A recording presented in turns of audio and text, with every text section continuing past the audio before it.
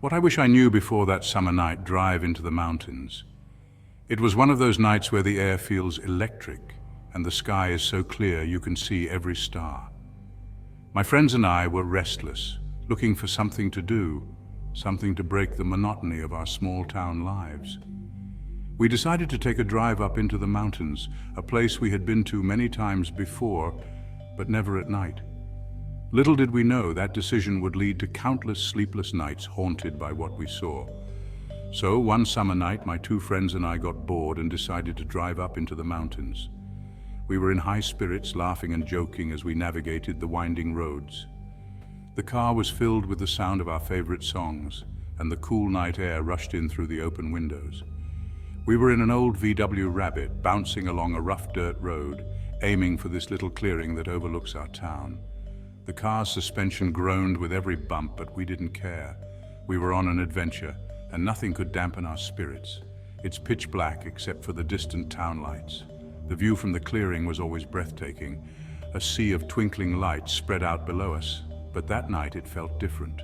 There was an eerie stillness in the air, a sense that something was watching us. We're out of the car, just chatting, when something catches our eye.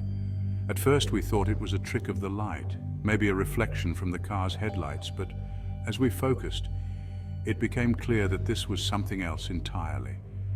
All at once we see this figure, like a person but glowing, running through the woods, just 30 feet away. It moved with an unnatural grace, almost floating above the ground.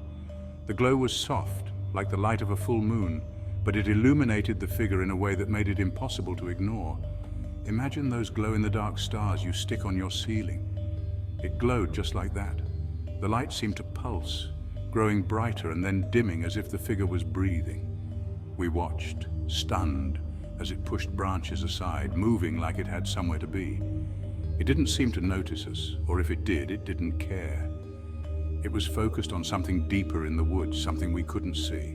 Without saying a word, we got back in the car and sped off, in total silence. The laughter and music from earlier were forgotten, replaced by a tense, almost palpable fear. We didn't stop until we were back in town, the familiar lights and sounds of civilization a welcome relief. About 30 seconds later, someone finally breaks the silence. What the heck did we just see? The question hung in the air, unanswered. We all had our theories, but none of them made sense. A ghost? An alien? A figment of our collective imagination? The best guess we had, a ghost.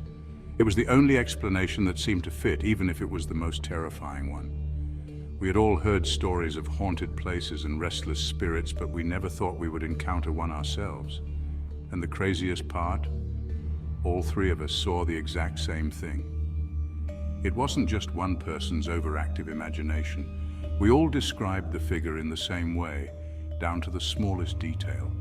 The glow, the way it moved, the sense of purpose it seemed to have. We spent the rest of the night talking about it, trying to make sense of what we had seen.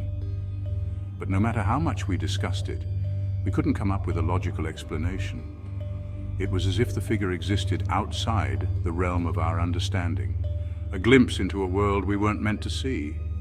Years later, I'm talking to my best friend's older brother and mention this story, expecting him to laugh. I thought he would dismiss it as a silly ghost story, something we had made up to scare ourselves, but he goes pale and asks if I'm serious.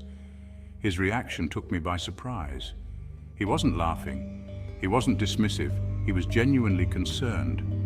Turns out his high school teacher saw the same thing running across the road one night. The teacher had been driving home late, taking a shortcut through the mountains, when he saw the glowing figure dart across the road in front of him.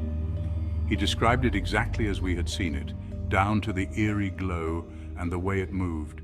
Made me feel a little less crazy. Knowing that someone else had seen the same thing, someone who had no reason to make up a story, was a strange kind of comfort.